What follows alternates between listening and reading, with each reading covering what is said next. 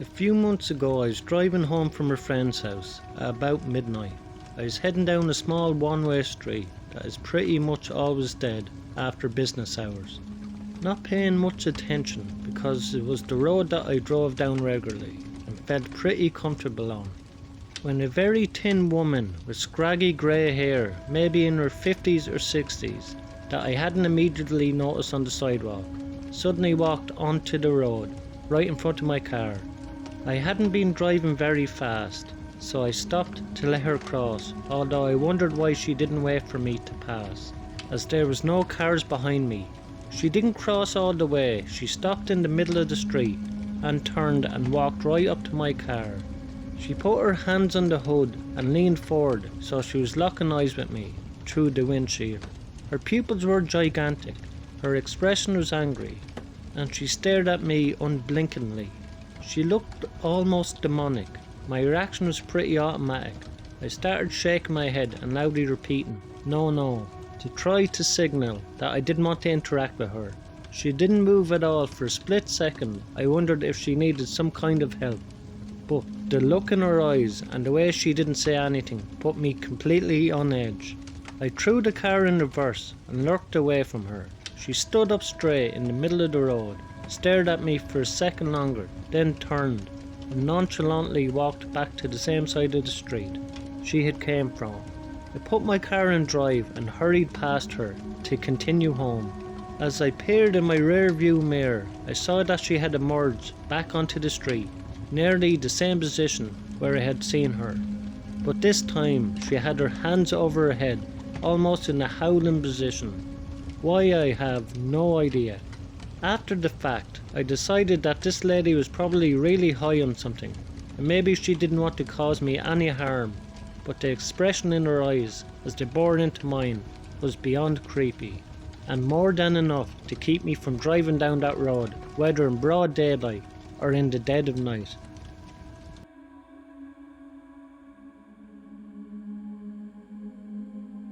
This happened to me almost 4 years ago. My parents and my husband were visiting my mom's family in Indianapolis. I used to go there all the time as a kid, but I wouldn't know my way around. I was drinking a lot because my husband had an emotional affair with his ex that lasted 4 months. She tried to break us up. Honestly, I could tell the whole story about how she tried to ruin our relationship, but that's for another time. So we saw my family and then went back to the hotel. I was upset, so I said I was going for a smoke. But in reality, I was going to the hotel bar. I got multiple double vodka shots with a splash of orange juice. I was feeling good. The bar was closing, so I asked the bartender where there was another bar, and she told me to go to TGI Fridays. It's about a 10-minute walk. Remember, this is after 10 PM, and I was already drunk. I went inside and got more drinks. I don't remember how exactly I got outside, but I was standing there smoking, and there were people outside in the parking lot with me the whole time. But suddenly, I remember being dragged towards a car.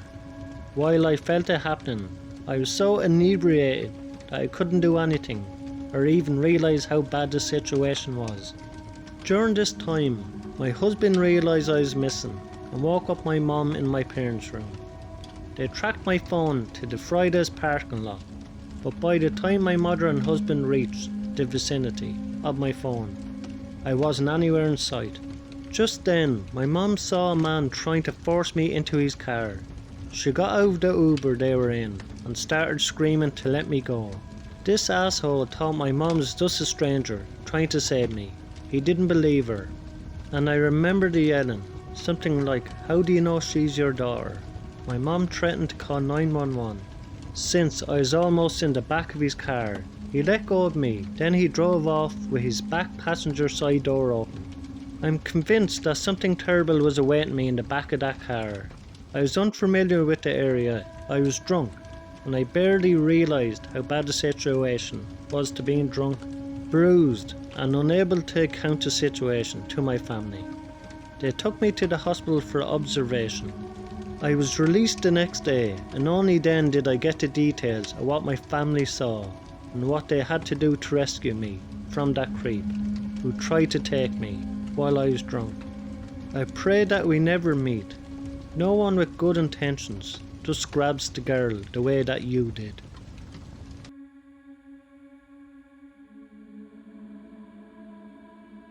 This happened to me about 2 days ago.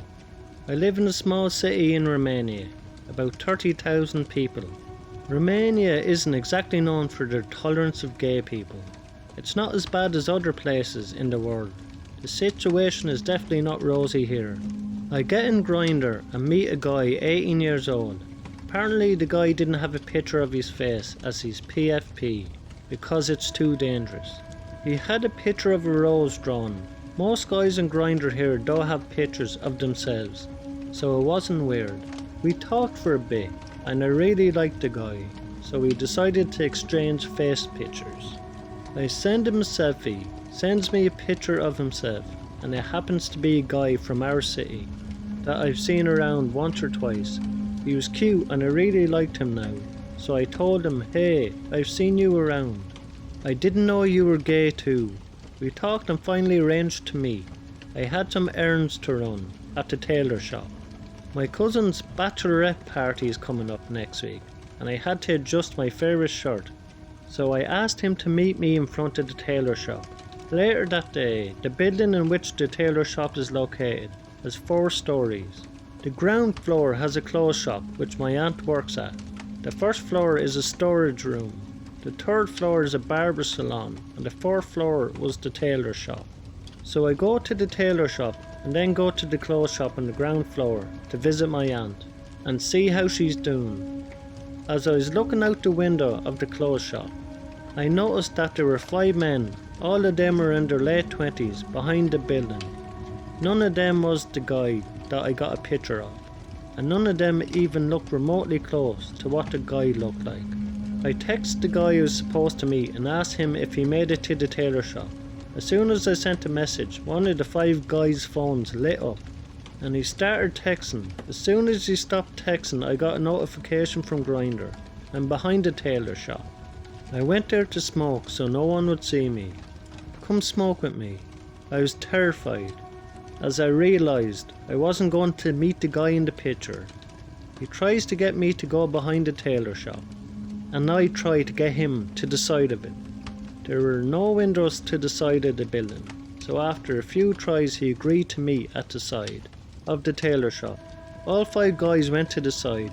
I peeked my head from the door, looked left and right, and when I saw that the coast was clear, I ran for it. I'm not sure what them 5 guys had planned, but I felt in my gut that it was nothing nice. I'm so glad that I listened to that feeling. The silver lining side note from all of this is that I bumped into a cute guy whose pictures I had received a few days later. Started talking to him. I opened my phone up and pretended to use it as I went on Grindr. I saw him look at my screen and ask, "You're, you know." I said yes. He looks back at me and says, "Me too." I told him about the incident and he got kind of scared as the guys used his picture, but that didn't stop him from accepting a dinner invite from me. We go out next week. Thanks a million to everyone who likes, subscribe and comment to my videos. I really appreciate it.